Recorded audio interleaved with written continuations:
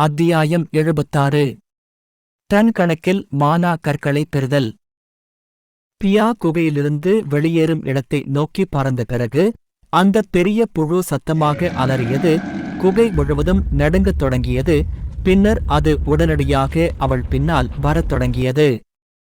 மற்ற அனைத்து -C தரவரிசையினரும் தங்கள் குழுவின் தலைவராக இருந்து புழுவைப் பின்தொடரத் தொடங்கினர். குகையின் முடிவை அடைந்ததும் பியா நேரடியாக வெளியே பறந்து சென்றாள். எல்லா புழுக்களும் அவளைத் துரத்தின. மறுபுறம் கபிலன் தனது இடத்தில் கண்களை விரித்து நின்றான். பியா அவனை நோக்கி வீசிய நூற்றுக்கணக்கான திட்டுகளால் அவன் மனம் நிரம்பி வழிந்தது. திட்டத்தின்படி எல்லாம் நடப்பதைக் கண்டு அவன் இறுதியாக நிம்மதி பெருமூச்சு விட்டான். புழுவின் தோற்றம் ஒரு பெரிய பயமாக இருந்தது. ஆனால் பியா எல்லாவற்றையும் சமாளித்து விட்டதாக தோன்றியது. பியா தங்கச் சுடர்களை பயன்படுத்துவதை பார்த்ததும் நைனும் டைனினும் ஆச்சரியப்பட்டார்கள். அவளை பார்த்ததும் அவள் ஒரு சாதாரண பறவை என்று அவர்கள் நினைத்தார்கள். ஆனால் இப்போது அவள் தங்கச் சுடர்களை பயன்படுத்துவதை பார்க்கும்போது அவள் கபிலனுடன் இணைந்திருப்பதை அவர்கள் உறுதியாக நம்பினர். எல்லா புழுக்களும் வெளியேறிய பிறகு கபிலன், நைன் மற்றும் டைனின் ஆகியோர் ஒளிந்து கொள்வதை நிறுத்திவிட்டு உடனடியாக மானா கற்களின் குவியல்களை நோக்கி ஓடினார்கள். அவங்களுக்கு அதிக நேரமில்லை. முந்தைய கண்டுபிடிப்பின்படி புழுக்கள் மலையை விட்டு வெளியேறாது. பியா காட்டுக்குள் நுழைந்ததும் அவர்கள் அவளை துரத்துவதை நிறுத்திவிட்டு 20 நிமிடங்களுக்குள் திரும்பி வருவார்கள். மகிழ்ச்சியான முகபாவங்களுடன் நைனும் டைனினும் அவசரமாக சில மானா கற்களைத் தொட்டு தங்கள் சேமிப்பு வளையங்களை நிரப்பினர். ஆனால் அதன் பிறகும் நிறைய மானா கற்கள் எஞ்சியிருந்தன. அவர்களிடம் ஒரே ஒரு சேமிப்பு வளையம் மட்டுமே இருந்தது. அதனால்தான் மோதிரத்தை நிரப்பிய பிறகு அவர்கள் முடிப்பதற்காக காத்திருந்த கபிலனை பார்த்தார்கள். ஒரு தீவிரமான முகபாவத்துடன் கபிலன் அவசரமாக தனது 2 கைகளையும் சில மானா கற்களில் வைத்தான். கபிலனின் விரல்களில் ஏராளமான சேமிப்பு மோதிரங்களைக் கண்டதும் நயனுக்கு சபிக்க வேண்டும் என்ற ஆசை வந்தது. மிக முக்கியமாக கபிலன் அணிந்திருந்த 6 சேமிப்பு வளையங்களில் 5 உயர்தரத்தில் இருந்தன. எங்கிருந்து இவ்வளவு சேமிப்பு வளையங்களை எடுத்தாய்? நயன் கசப்பான குரலைக் கேட்டு கபிலன் தோள்களைக் குலுக்கி அவசரமாக தனது சேமிப்பு வளையங்களை நிரப்பத் தொடங்கினார். சில நிமிடங்களுக்குப் பிறகு குகைக்குள் இருந்த அனைத்து மானா கற்களும் எங்கும் காணப்படவில்லை. மேலும் கபிலனின் 6 சேமிப்பு வளையங்களில் 4 கைகள் மானா கற்களால் விளிம்பு வரை நிரப்பப்பட்டன. கபிலனின் திருப்தியான முகபாவனையை பார்த்து நயன் பொறாமையுடன் நாக்கைக் கவ்வினான். புழுக்கள் திரும்பி வருவதற்குள் நாம் கிளம்பிவிடுவோம். கபிலனின் டைனினும் தலையசைத்தனர். மூவரும் அவசரமாக குகையை விட்டு வெளியேறினர். இதற்கிடையில் பியா மலையின் விளிம்பை அடைந்ததும் புழு அவளை துரத்துவதை நிறுத்தியது. அவை பியாவின் பறக்கும் உருவத்தை நோக்கி சத்தமாக கத்தியது. பின்னர் தயக்கத்துடன் குகையை நோக்கி பின்வாங்கின.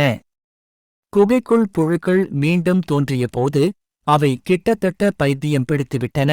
குகை விரிச்சோடியிருந்தது. ஒரு மானா கல்லை கூட காண முடியவில்லை.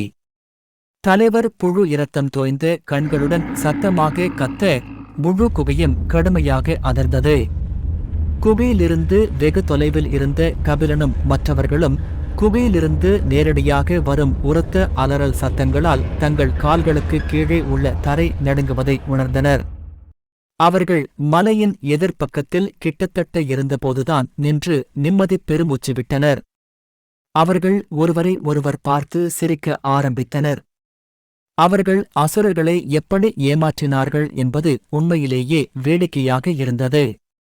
அனைவரும் அமைதியான பிறகு நைன் கபிலனிடம் அடுத்து என்ன செய்யப் போகிறாய் என்று அவருடைய திட்டங்களைப் பற்றி கேட்டான்.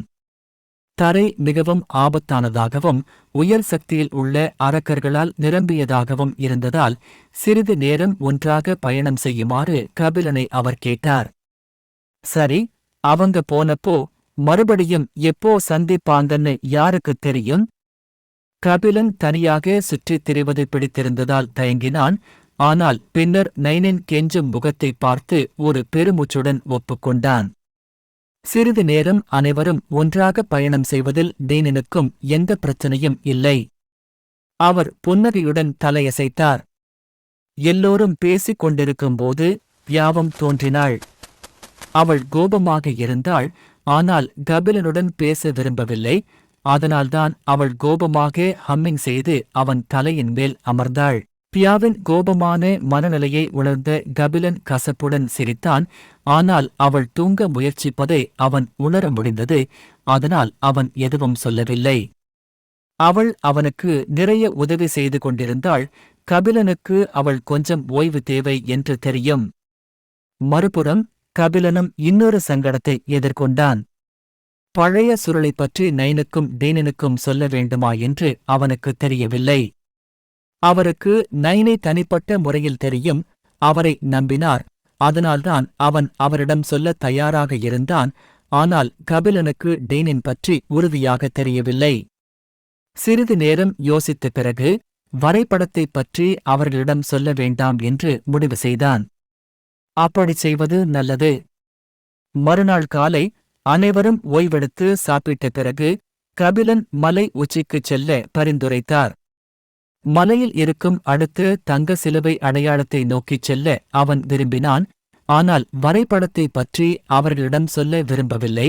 அதனால்தான் கபிலன் அவர்கள் புறப்படுவதற்கு முன்பு மலையை முழுமையாக தேட வேண்டும் என்று சொன்னான். நைனும் டைனினும் குழம்பிப் போனார்கள். ஆனால் பின்னர் ஒப்புக்கொண்டார்கள்.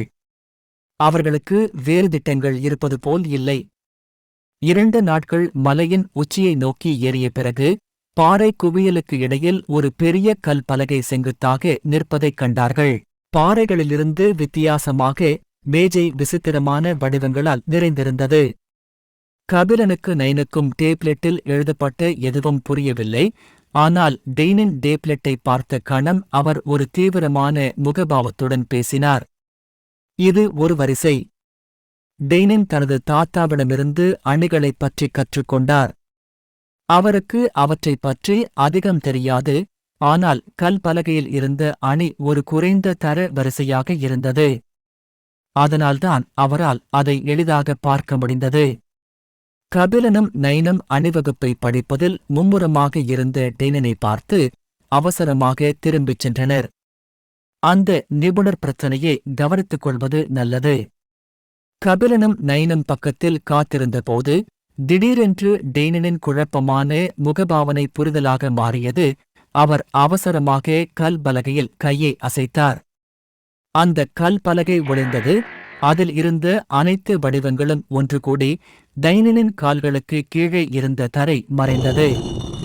அவரது உடல் துளைக்குள் விழுந்தபோது அவரால் கத்தக்கூட முடியவில்லை. கபிலனும் நைனும் டைனின் நின்ற இடத்தை அவசரமாக நெருங்கிச் சென்றனர். அப்போது நிலத்தடிக்கு செல்லும் ஒரு பெரிய இருண்ட சுரங்கப் பாதையைக் கண்டனர். அவர்கள் ஒருவரையொருவர் பார்த்து கொண்டு ஒருவர் முதலில் செல்வதற்காக காத்திருப்பது போல் தோன்றியது.